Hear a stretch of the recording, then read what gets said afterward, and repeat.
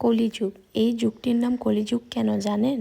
কারণ এই যুগের মানুষ ভালো কাজ না করেই নিজেকে ভালো দেখানোর চেষ্টা করে। তাই আমি মনে করি নিজের কর্ম নিজে করে যাও। মানুষের সামনে ভালো দেখিয়ে ভালো সাজার কোনো দরকারই নেই। তুমি যাই করবে তুমি একদিন না একদিন তা ফিরে পাবে। আর জানো তো আমি কিন্তু কার্মাতে খুব বিশ্বাস করি। আর হ্যাঁ, আর একটা জিনিস, যখন তুমি সৎ পথে চলবে তখন তোমাকে নিয়ে অনেক মানুষ অনেক ধরনের সমালোচনা করবে। তো সবার কথা বাদ দিয়ে এগিয়ে যাও। কেন আমি বললাম না কার্মা, এই জিনিসটাতে আমি অনেক বিশ্বাস করি। আমি যদি কারোর ভালো করে থাকি আমার সাথেও ভালো হবে, আমি যদি কারোর খারাপ করে থাকি নিশ্চয়ই আমার সাথে খারাপ হবে। তো আজকের মতো জ্ঞান অনেকটাই হয়ে গেল।